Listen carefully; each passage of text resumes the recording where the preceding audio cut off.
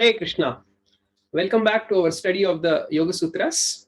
Today we are going to discuss Sutra number 5 in the series. Very quickly, let's see what is the link of today's Sutra in the book so far. So we saw right in the beginning in Sutra number 2, Patanjali, he defines what is yoga. Yoga chitta vritti nirodha. We saw that how yoga means basically to regulate these mental fluctuations of the chitta vrittis. After having defined that in Sutra number 2, in Sutras 3 and 4, he explained the concept of nirodha. What happens if I do regulate my mind, and what happens if I do not regulate? That was the theme we saw in the previous session. Now, from Sutras number 5 through 11, Patanjali is going to give a very detailed explanation of what exactly are these chitta vrittis. So it's going to be a very important theme for us to understand.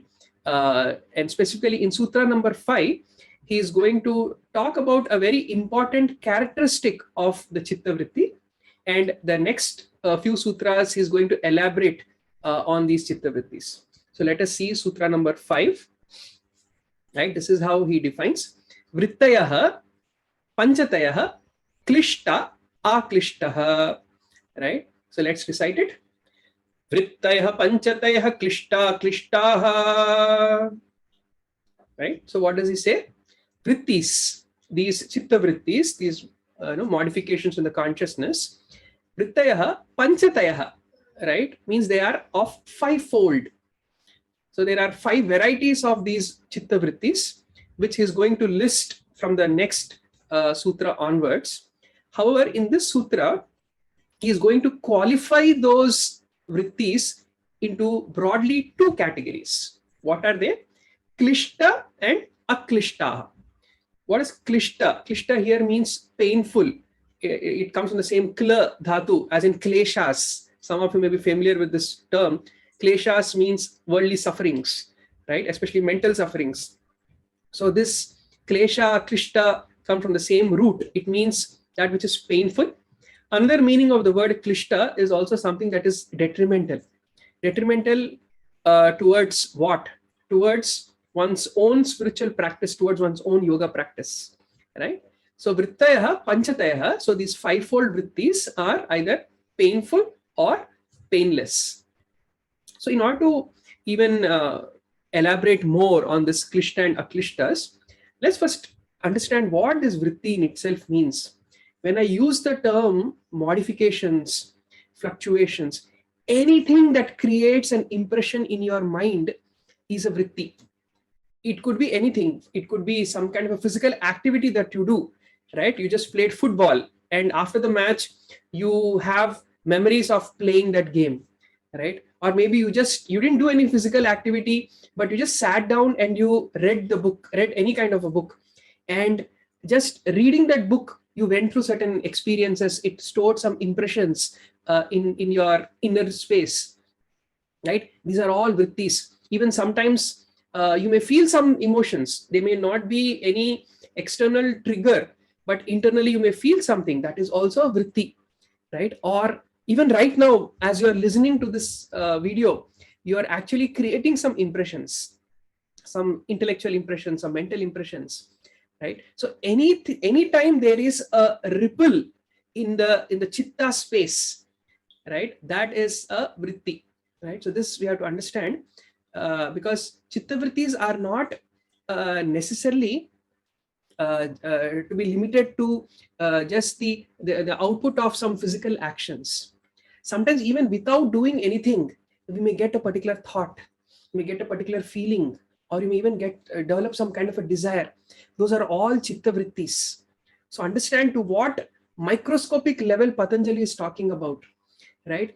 And where are all these? Of course, at a deeper sense, these are coming from certain latent impressions that we all carry, a theme which Patanjali is going to elaborate more in the 2nd chapter of this book, right? But at this point, our basic understanding should be clear that chitta vrittis means any kind of a disturbance, a fluctuation that we may experience in our inner space, like that.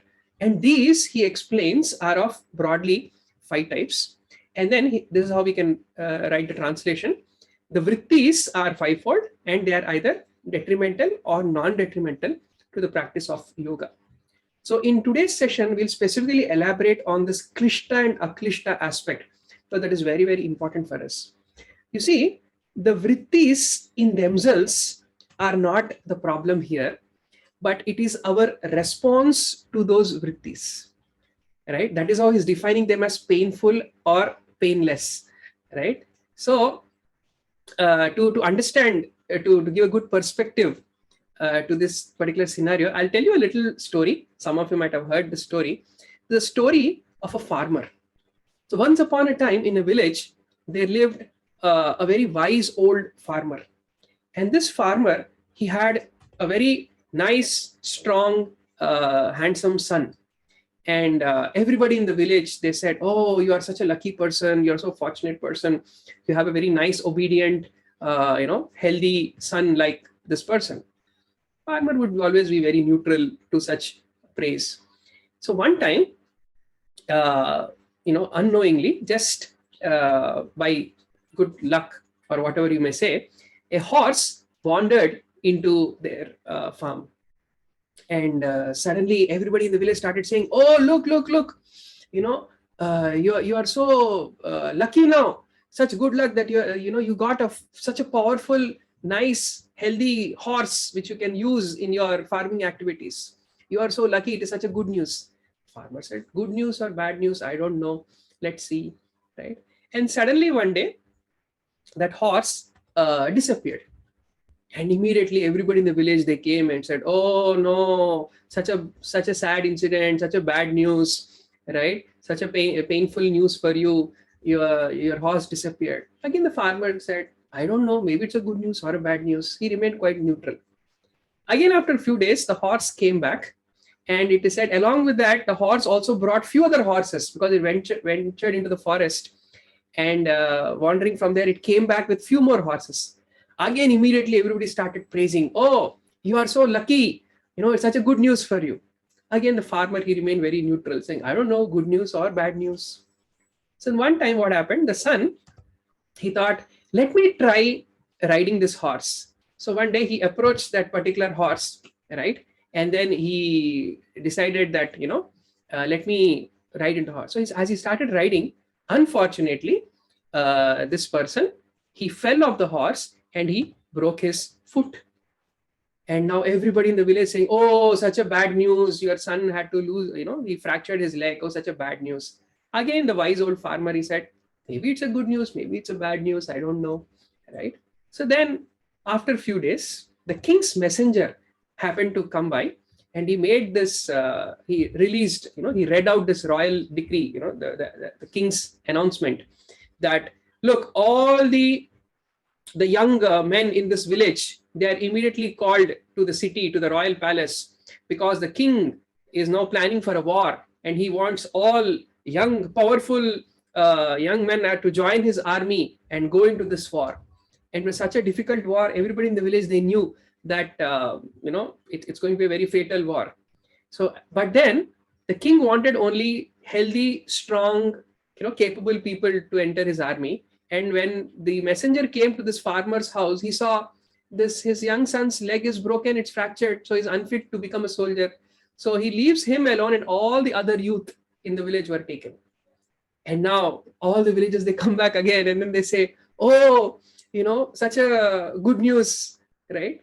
And again, the farmer remains neutral. There's good news or bad news, we do not know, right? So the point here is that, behind the entire story, is that our mind creates our perception of reality, our experiences out of that particular situation. The mind paints it either as good or bad. So the so-called good and bad, this is exactly what Patanjali is talking about, klishta and aklishta, right? These are just the reflections that the chitta is trying to project. Because the Purusha, if you remember from our second sutra we discussed, the Purusha is unchanging. The Purusha is always in that state of Satchit Ananda. It's always rejoicing within. Unfortunately, the Chitta right now is identified. The Purusha right now is so strongly identifying with the Chitta. and it is chitta that goes through its fluctuations and creates that experience of klishta or aklishta, right? So this is what is very important for us to understand, that if only we can learn to deal with the mind properly, we can shape our own version of reality, right? We can choose to live either in a painful world or in a painless world. The choice is ours. So so in a sense, what yoga is basically trying to do, it's a training for the mind to make that right choice as to what kind of a world we choose to live in, right? Now, at this point, some of you might have noticed the usage of terms that Patanjali has done here. He uses the term klishta and aklishta, painful and painless, but he doesn't talk about pleasure anywhere, right? Painless is not the same as pleasure. Why does he talk about it, right? Indirectly hinting that from a material perspective, right, from a worldly perspective, from the perspective of the conditioned chitta, there is nothing called as pleasure. There is only immediate pain and delayed pain. That is what we experience in our life, right? I'll give you a simple example, right? Suppose if you like eating sweets, when you eat sweets, yes, you experience that pleasure, but then it's only a matter of time. If you continue overindulging in that, it's just a matter of time before you'll either probably fall sick or in the worst case get affected by diabetes or something, and that same sweet becomes a source of pain for you. So from a self-realized person's point of view, everything that is happening in this world is either immediate pain or delayed pain. Therefore, Patanjali doesn't use the term something like klishta and ananda or something like that. He just uses the term painful and aklishta or painless, right? So while it is presenting a very sober mood and a sober understanding, right, does it mean that we should stop all kind of chitta vrittis, because anyway there is no pleasure involved in our worldly activities? Should we just give up our worldly activities? Should I stop all kind of worldly thoughts, right? Is that what is being hinted here? No. By usage of the term aklishta or painless, Patanjali is teaching us that there is a right mode of operation, even while as we are in this conditioned state, even as a student, as a young seeker, as a beginner in this journey of yoga, there is the right path for us to take. And what is that path that we need to take? That these klishtas, they come because of the rajasic and tamasic tendencies within us, which is basically the Bhagavad Gita explains, and this is one of the foundational concepts in the Vedic philosophy, that it talks about how this entire universe is governed by three fundamental cosmic energies, which are sattva, rajas, and tamas. Sattva is what that sustains. It's a very progressive way of doing things, right? Whereas rajas is a very agitating, disturbing ways of energy or mode of operation, and tamas is a very ignorant and a very destructive mode of operation. So we have the choice to make whether do we want to act under the influence of this rajas and tamas, or do we want to act under the influence of this sattva.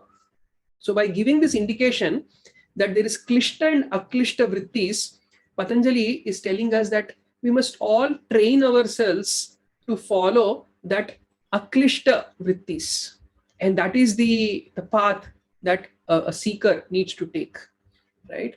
And how do we cultivate that aklishta vrittis? How do we cultivate that sattvic state of the chitta, right? It begins with cultivating sattvic thoughts, cultivating sattvic lifestyle, cultivating divine qualities, positive qualities like compassion, friendliness, kindness, gratitude, and so on, humility. These are all such wonderful gunas. These are called as daivi gunas or divine qualities. And by following those divine qualities, we will take our chitta into that sattvic space, into that aklishta space. And that is the mode in which we must learn to begin our spiritual journey, like that.